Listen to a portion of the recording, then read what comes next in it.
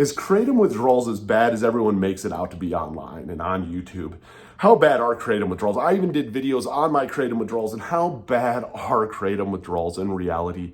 I wanted to do a video on this and just my unbiased view of what those withdrawals are like, because you get two sides here. You get the people that have never done opiates before, and then you get the sides of people who have done opiates and went through opiate withdrawals. And there is this huge kind of discrepancy and like hatred almost towards each other, which I think when it comes to addiction, dude, we're all just trying to get sober. It doesn't matter what your drug of choice is. And I don't think there's any right or wrong way necessarily to get sober. It's whatever it allows you to live the best life possible and to stay clean and to live a fulfilling life. So I wanted to share my unbiased opinion of our Kratom withdrawals as bad as everyone else says that they are. If you're new to the channel, hit the like and subscribe button. What's up, guys? My name is Eric, and I'm a recovering cocaine and alcoholic addict. Those were my drugs of choice.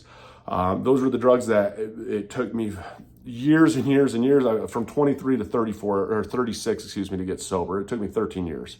A lot of trial and error, and a lot of failing, and a lot of getting back up, and a lot of going back at it.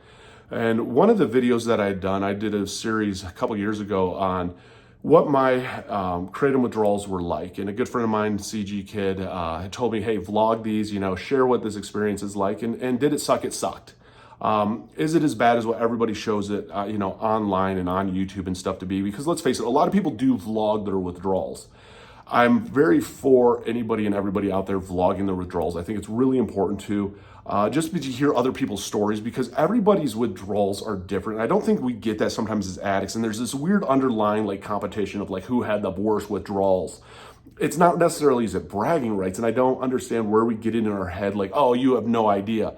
The most hate I ever got on these videos were from opiate users or heroin users who had gotten so clean and sober cold turkey, and they're like, you have no idea.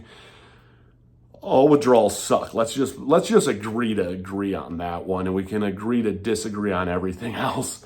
But my unbiased opinion of how bad our Kratom withdrawals, again, is I think different to everybody. And again, you can't just say just because your withdrawals were really bad on something that somebody else's withdrawals aren't going to be as bad or they're going to be worse. When it came to Kratom myself, did I withdraw on all three of them? No, I really truly don't think I necessarily did. On white Kratom, I didn't really feel this massive withdrawal. I mean, I felt like lackadaisical taking it. It did put me in a good mood, and it did have like positive effects. But, getting off of it, I didn't really feel a whole lot. And I'm sure there's somebody out there, though, who has taken it and was taking mad milligrams of it. The one thing with Kratom is you can't OD on it. I mean, it's going to get to the point in your system, if you're drinking too much of this stuff, I mean, you're going to vomit it up. Your body's going to start rejecting it. But again, I wasn't taking large doses of it. When it came to green Kratom, yeah, I could notice some differences. I could feel a little bit of withdrawal symptoms. When it came to red Kratom, I felt withdrawal symptoms, and it was, it sucked. It felt kind of like the flu. Easiest way you can relate it is to heroin withdrawals or opiate withdrawals, but is it as intense? Probably not.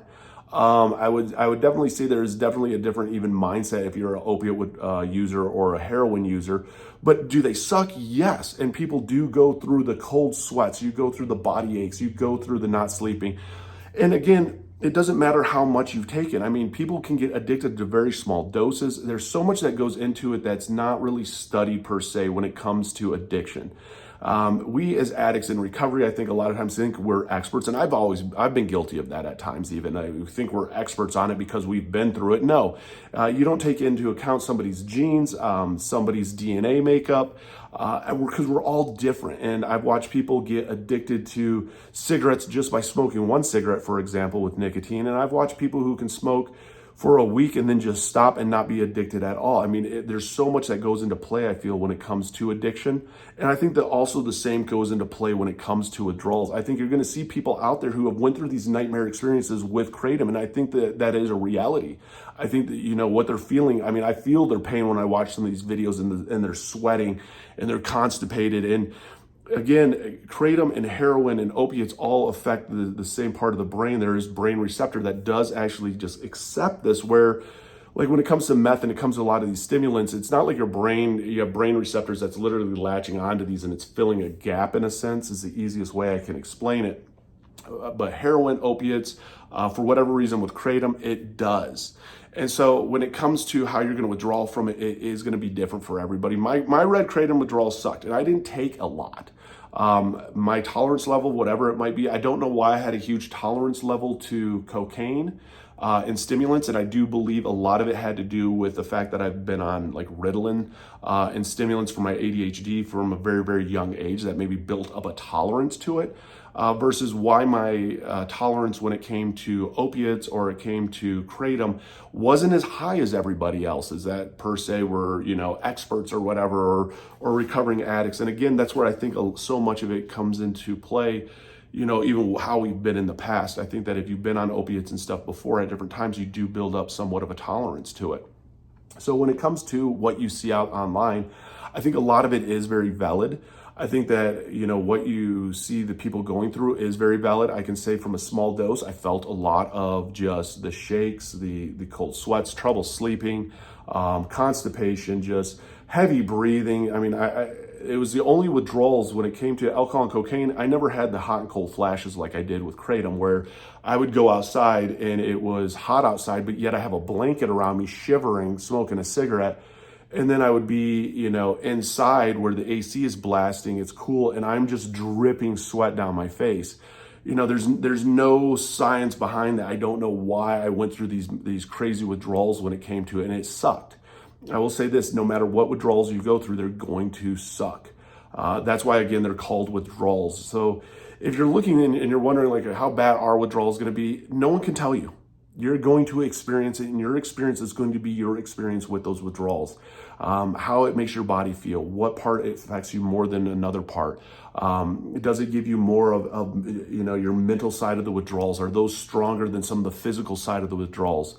But I do feel that every withdrawal out there is very valid. Every pain that somebody's going through is very valid because, again, it's different for us all. And unfortunately, when it comes to sobriety, you get all these experts on the internet that are going to tell you, how it should and shouldn't be. But again, none of us are experts. And there's not even enough research done from everything that I've ever done to try and find how do genes play into it? How does family history play into it? How does DNA play into, how somebody's tolerance level is to a drug?